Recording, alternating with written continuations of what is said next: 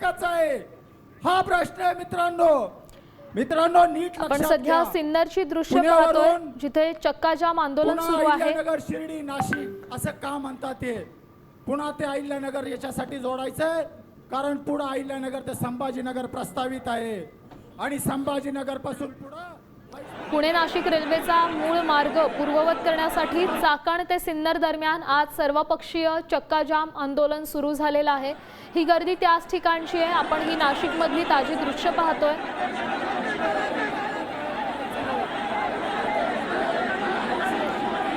JMRT दुर्बिणीचं खोटं कारण देऊन हा मार्ग बदलण्यात आलाय असा आरोप या आंदोलनकर्त्यांचा. या ठिकाणी आपले प्रतिनिधी अभिजित सोनवणे उपस्थित आहेत. अभिजित, काय सांगाल, सध्या तुम्ही कुठे आहात आणि तिकडची काय स्थिती आहे?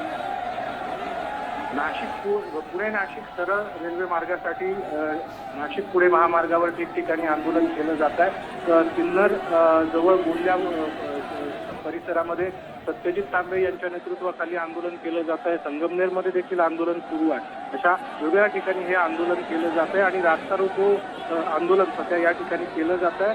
नाशिक पुणे हा सरळ रेल्वे मार्ग व्हावा या मागणीसाठी या सगळ्या परिसरातले ग्रामस्थ नागरिक आक्रमक झालेले बघायला मिळतात आणि त्यामुळेच आज रास्ता रोकोच्या माध्यमातून सरकारपर्यंत हा संदेश देण्याचा प्रयत्न आंदोलकांचा आहे की पुणे नाशिक हा रेल्वे मार्ग हा सरळ झाला पाहिजे. म्हणजे नाशिकहून पुढे संगमनेर जुन्नर मार्गे हा रेल्वे मार्ग झाला पाहिजे ही मागणी आंदोलकांची आहे आणि त्यासाठी नाशिक पुणे महामार्गावर चक्काजाम आंदोलन आता ठिकठिकाणी सुरू करण्यात आलेलं आहे. त्यामुळे वाहतुकीची देखील या महामार्गावर काही प्रमाणात कोंडी झालेली बघायला मिळते. तर आंदोलक आक्रमक होऊन महामार्गावर आल्यानं त्यांनी महामार्ग रोखल्यामुळे पोलीस आणि आंदोलकांमध्ये देखील काहीशी झटापट आपल्याला बघायला मिळाली. त्यामुळे काहीसं गोंधळाचं वातावरण या ठिकाणी निर्माण झालेलं आपल्याला बघायला मिळतंय. मात्र जी मुख्य मागणी आहे ती म्हणजे पुणे नाशिक सरळ रेल्वे मार्ग व्हावा यासाठी हे सगळं आंदोलन या ठिकठिकाणी नाशिक पुणे महामार्गावर केलं जात आहे.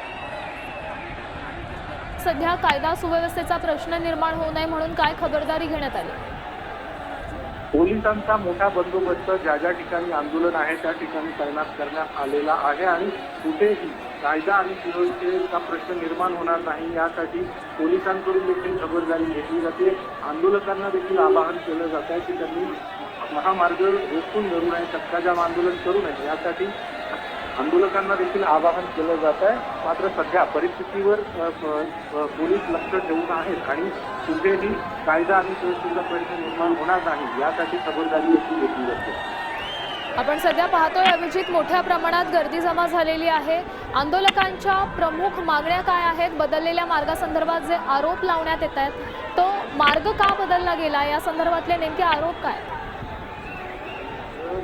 पूर्वीचं जो सर्वेक्षण करण्यात आलेलं होतं पुणे नाशिक रेल्वे मार्गासाठी त्या रेल्वे मार्गामध्ये एक दुर्बीण आहे की ज्या दुर्बिणीमुळे खरं तर या रेल्वेचा मार्ग बदलण्यात आलेला होता. मात्र तो न बदलता पूर्वीप्रमाणेच म्हणजे जो पूर्वीचं सर्वेक्षण करण्यात आलेलं होतं तशाच पद्धतीने हा रेल्वे मार्ग व्हावा यासाठी खरं तर हे सगळं आंदोलन सुरू आहे.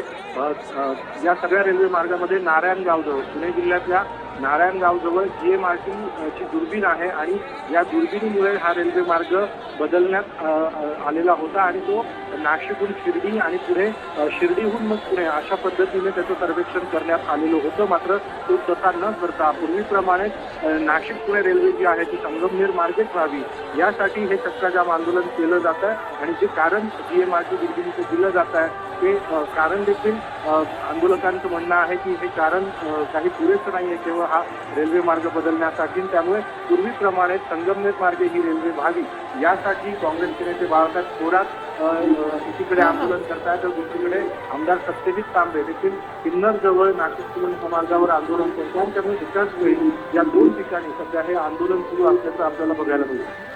अभिजित, असा आरोप करण्यात येतोय की त्या बदललेल्या मार्गामुळे खरं तर उद्योगांना याचा मोठा फटका बसू शकतोय, पण नेमकं याचं काय कनेक्शन आहे? कशा पद्धतीने उद्योगांना या बदललेल्या मार्गाचा फटका बसणार आहे?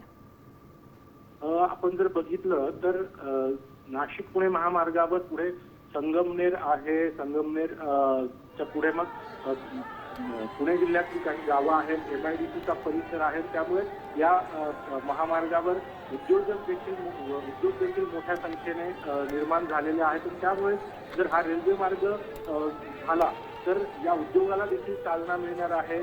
पर्यायाने या सगळ्या भागामध्ये उद्योग व्यवसाय देखील वाढीस लागतील अशा पद्धतीचं आंदोलकांचं म्हणणं आहे. मात्र जर हा रेल्वे मार्ग बदलला तर या ठिकाणी जे उद्योग येऊ शकतात किंवा उद्योगाला जी चालना मिळू शकते ती मिळू शकणार नाही आणि पर्यायाने या सगळ्या परिसराचा विकास होऊ शकत नाही अशा पद्धतीचं आंदोलकांचं म्हणणं आहे. त्यामुळे पूर्वीप्रमाणे नाशिक पुणे रेल्वे मार्ग जो आहे तो संगमनेर, मंचर, नारायणगाव, चाकण, आळेपाटा अशाच पद्धतीने व्हावा या मागणीसाठी आता हे आंदोलन केलं जात आहे. आंदोलक आता आक्रमक आहेत आणि त्यामुळे आता या सगळ्या प्रश्नासंदर्भामध्ये सरकारकडून काही पावलं उचलली जात आहेत का हे देखील पाहणं महत्त्वाचं असणार आहे.